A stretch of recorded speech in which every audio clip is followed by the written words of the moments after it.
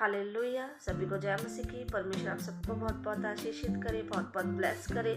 मैं आप सभी के सामने एक ऐसी बड़ी गवाही को लेकर आ रही हूँ, एक ऐसी बड़ी गवाही आपको दिखाने वाली हूँ जिससे कि आपका विश्वास मजबूत होगा। हालेलुया। उस गवाही में एक ऐसी लेडी जिसको बेबी नहीं हो रहा था 8 साल से, और जैसे ही वो रविंदर सिंह मिनिस्ट्री में आई और उसने दुआ करवाई, जब खुदा के दास ने ले हैंड किया और उसके लिए प्रार्थना करी, तो कुछ ही समय में वो प्रेग्नेंट हुई। परमेश्वर ने उसकी प्रार्थनाओं को सुना और परमेश्वर ने उसे एक बेटे के साथ ब्लेस किया, एक सुंदर बेटे के साथ ब्लेस किया। आइए अब हम एक बड़ी गवाही को सुनते हैं, देखते हैं, जिससे कि हम परमेश्वर की महिमा कर सकें। हालेलुया। सभी को जय मसीह की। God bless you all.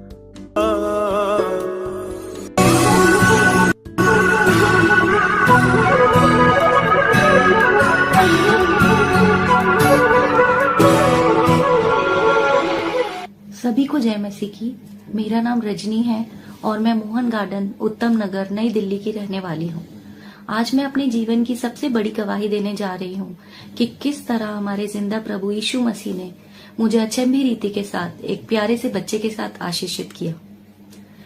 मेरी शादी 2016 में हुई थी और शादी के बाद ही मैंने और मेरे हस्बैंड ने बेबी के लिए प्लान करना शुरू कर दिया था।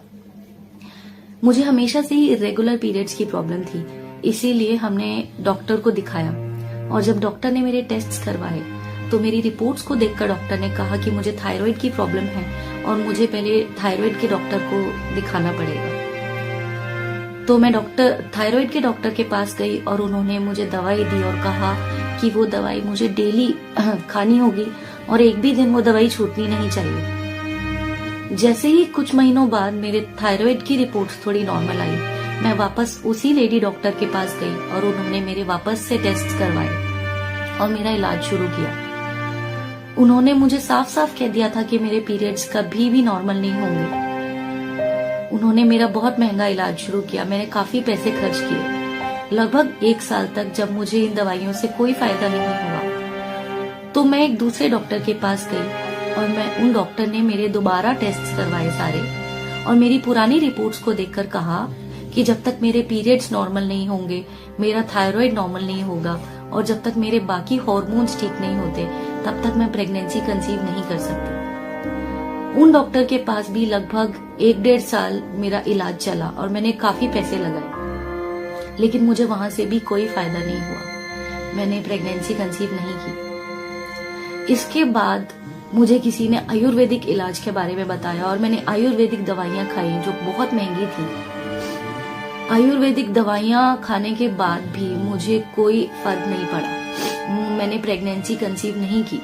मैं बहुत ज्यादा निराश हो गई। जैसे जैसे दिन, महीने और साल बीतते गए, मैं बहुत ज्यादा दुखी और परेशान रहती थी। जब भी मुझे किसी के बारे में पता चलता था, किसी लेडी के बारे में पता चलता था कि वो प्रेग्नेंट है या उनको बेबी हुआ है, तो मुझे समझ नहीं आता था कि मैं उनके लिए खुश हूँ या अपने लिए दुखी हूँ। मैं बहुत ज्यादा रोती थी, बहुत ज्यादा परेशान होती थी। इसी के साथ मैं चर्च भी जाती थी। शादी के बाद ही मैंने चर्च जाना शुरू कर दिया था। मुझे परमेश्वर पर और उनके वचन पर पूरा विश्वास था। जब मेरे को आयुर्वेदिक दवाइयों से भी कोई फर्क नहीं पड़ा, तो मैंने एक और डॉक्टर के पास अपना इलाज शुरू करवाया। इसी के साथ साथ मैं चर्च में भी जाती थी और मैं परमेश्वर और उनके वचन पर विश्वास करती थी। मैं बाइबल पढ़ती थी। मेरी एक चर्च में ले हैंड प्रेयर भी हुई थी। मैंने विश्वास किया कि मैं प्रेग्नेंट होंगी, मुझे भी बच्चा मिलेगा, लेकिन फिर भी कुछ नहीं हुआ। मैंने बच्चा कंसीव नहीं किया। फिर मैंने एक और डॉक्टर के पास अपना इलाज शुरू करवाया। उन डॉक्टर ने भी मेरी दोबारा सारे टेस्ट करवाए, सारी रिपोर्ट्स उन्होंने मेरी देखी और मेरे हर महीने अल्ट्रासाउंड होते थे। जब भी मैं अल्ट्रासाउंड करवाने जाती थी तो मुझे डॉक्टर बताते थे कि मेरा एग नहीं बन रहा है, और जब भी मुझे पता चलता था कि मेरा एग नहीं बन रहा है, मैं फिर बहुत ज्यादा निराश हो जाती थी, बहुत ज्यादा दुखी हो जाती थी और बहुत ज्यादा रोती थी। जब 2023 आया, मुझे मेरे किसी रिश्तेदार से रविंदर सिंह मिनिस्ट्री चर्च के बारे में पता चला।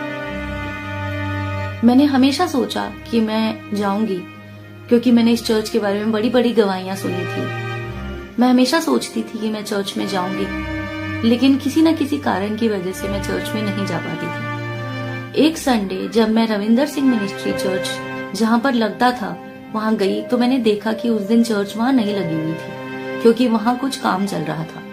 जब मैंने फोन करके पता किया तो मुझे पता चला कि उन दिनों चर्च किसी दूसरी जगह पर लग रही थी। मैंने सोचा कि अगले संडे से मैं उसी जगह पर जाऊंगी जहाँ पर चर्च लग रही। फिर अगले संडे मेरे घर में मेहमान आने वाले थे, तो मुझे लगा कि मैं नहीं जा पाऊंगी। मेरे को चर्च से एक ब्रदर का कॉल आया। उन्होंने फोन पर मुझे कहा कि सिस्टर, आपको शैतान आपकी चंगाई और इस शर्मिंदगी से छुटकारा लेने से रोक रहा है। मैंने विश्वास किया और मैंने कहा कि अगर ऐसी ही बात है तो मैं जरूर आऊंगी चर्च। मैं उस दिन चर्च में गई। मैंने वचन सुना जो कि परमेश्वर के दास पापा जी दे रहे थे, और वो वचन दशवांश के बारे में था। वो वचन मैंने बहुत ध्यान से सुना और समझा। जब अभिषिक्त प्रार्थना पापा जी कर रहे थे तो वो सबके सर पर हाथ रखकर ले हैंड प्रेयर कर रहे थे और सब लोग आराधना कर रहे थे। मैं आंखें बंद करके परमेश्वर से रो रो कर प्रार्थना कर रही थी और अपनी जीवन में मैंने जो भी गलतियां की हैं उनके लिए माफी मांग रही थी। मैंने ये बात किसी को नहीं बताई थी कि मैं चर्च में क्यों आई हूँ या मेरे जीवन में क्या कमी है। मैंने किसी से कुछ नहीं बताया था। पर जब पापा जी मेरे पास आए, उन्होंने अचानक मेरे पेट पर हाथ रखा और प्रार्थना की।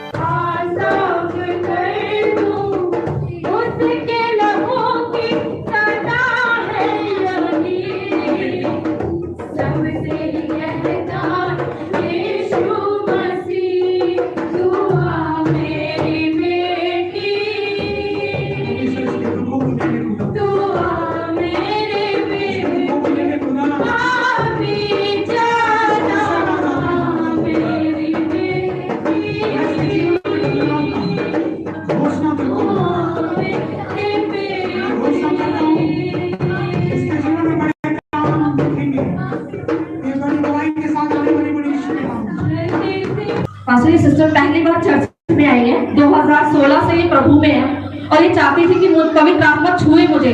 आज तक कभी भी इन्होंने महसूस नहीं किया और आज ये पहली बार चर्च में आई है। परमेश्वर के आत्मा ने इन्हें छुआ। आप खुद बताएंगे सिस्टर, आपको कैसा फील हो रहा है? मुझे दो तीन महीने पहले पास्टर जी के मिनिस्ट्री के बारे में मेरी बुआ जी ने बताया था। मैं हमेशा आना चाहती थी, लेकिन कुछ ना कुछ हो जाता था और मैं रुक जाती थी।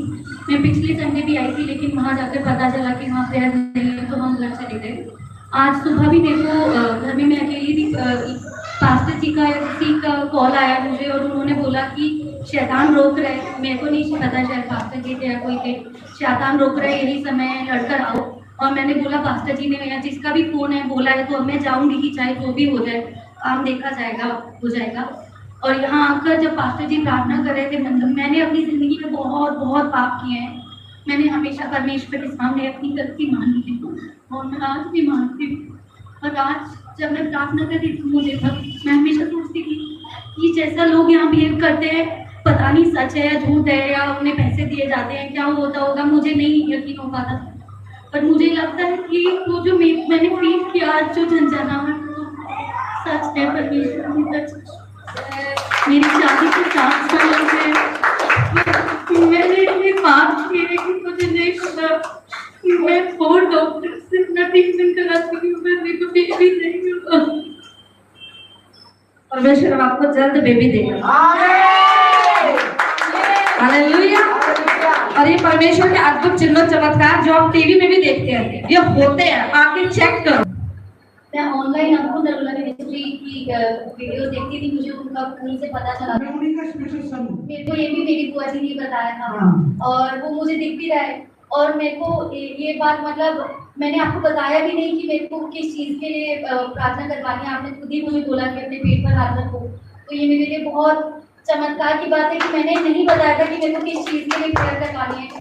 मैंने अपने शरीर में एक अलग सी झंझनाहट महसूस की और मुझे ऐसा लगा कि मुझे किसी ने टच किया है। मैंने विश्वास किया कि वो पवित्र आत्मा है जिन्होंने मुझे टच किया है और आज मैं इस चर्च से छुटकारा लिए बिना वापस नहीं जाऊंगी। मुझे पापा जी ने ये कहा उस दिन कि सिस्टर, अगर आप हमारे साथ इस चर्च में बनी रहेंगी, परमेश्वर की आज्ञाओं पर उनके पीछे चलती रहेंगी, तो आपको बहुत जल्द परमेश्वर आशीषित करेंगे। मैंने विश्वास किया और उनके इन शब्दों को रिसीव किया। चर्च खत्म होने के बाद मैंने अपना दशवांश जो जितना बनता था उतना दिया। मैंने परमेश्वर का धन्यवाद किया और विश्वास किया कि परमेश्वर मेरी जरूर सुनेंगे। मैंने परमेश्वर से ये प्रार्थना की कि परमेश्वर, मेरा जीवन आपने मुझे जिस पर्पस के लिए दिया है, आप उस पर्पस के लिए मुझे यूज कीजिए। अगर आप चाहते हैं कि मुझे बच्चा हो तो अच्छा, और अगर आप नहीं चाहते हैं कि मुझे बच्चा हो तो भी आपकी इच्छा। मैंने अपना जीवन, अपनी सारी कंडीशंस परमेश्वर के आगे सौंप दी। मैंने उन्हें बोला कि परमेश्वर, अगर मेरे जीवन में ये दुख उठाना लिखा है तो इस दुख को उठाने के लिए आप मुझे शक्ति दीजिए। मैं टूटने ना पाऊं, मुझे टूटने मत देना। मैं हमेशा रो रो कर रात को ये प्रार्थना करती थी। मुझे पापा जी ने कहा कि मैं मम्मा जी से बात करूं और वो डेली रात को मेरे लिए फोन पर प्रार्थना किया करेंगे। मैंने ऐसा ही किया और मैंने मम्मा जी से बात करी। उन्होंने मुझे एक टाइम बताया। उस टाइम पर मैं डेली उन्हें फोन करने लगी और वो डेली मेरे लिए रात को परमेश्वर के नाम से मेरे लिए बच्चे की आशीष के लिए प्रार्थना करने लगी। उन्होंने मुझे कहा कि मैं एक लिफाफा लूं और उस लिफाफे पर लिखूं बच्चे की आशीष के लिए प्रार्थना। और उन्होंने मुझे 2 वचन दिए, भजन संहिता 113 उसका 9 और भजन संहिता 127 उसका 3। ये दोनों वचन मैंने उस पर लिखे और उन्होंने मुझे कहा कि मैं डेली उस लिफाफे में जितना मुझसे बन पड़े उतना बीज बच्चे की आशीष के नाम से डाला करूं और उस लिफाफे पर हाथ रखकर डेली बच्चे की आशीष के लिए प्रार्थना किया करूं। मैंने ऐसा करना शुरू कर दिया। मैंने चर्च की टीम से मैंने कहा कि मुझे परमेश्वर के लिए सेवा करनी है। मैंने सेवा मांगी और परमेश्वर के दास पापा जी ने मुझसे पूछा कि मैं क्या कर सकती हूँ। मैंने बोला कि मैं कंप्यूटर जानती हूँ और मैं कंप्यूटर कर सकती हूँ। तो उन्होंने मुझे कंप्यूटर पर बैठने की सेवा दी और वो सेवा मैं करने लगी। मैंने एक दिन यही सेवा करते करते, एक दिन संडे को जब चर्च लगी, मैंने पापा जी से मैं उनसे बात कर रही थी तो उन्होंने मुझे कहा कि बहन, आपको बच्चा जरूर होगा, दशवांश से नहीं तो प्रार्थना से, और प्रार्थना से नहीं तो सेवा से, पर जरूर होगा। मैंने उनकी इस बात को रिसीव किया और परमेश्वर को धन्यवाद कहा। ऐसे करते करते 1 महीना बीत गया। मैंने सितंबर के आखिरी संडे से चर्च जाना शुरू किया था। अक्टूबर बीत गया, नवंबर बीत गया और दिसंबर आया। दिसंबर में मेरे पति के द्वारा शैतान ने मेरे मन में डाला कि मैं इस महीने अपना दशवांश नहीं दूं, बल्कि उन पैसों को मैं गरीबों को दे दूं। मैंने इस बारे में पापा जी को बताया और उनसे पूछा कि मेरे मन में ये बात है, मुझे क्या करना चाहिए। पापा जी ने मुझे बाइबल में वचन के द्वारा समझाया कि दशवांश परमेश्वर का है।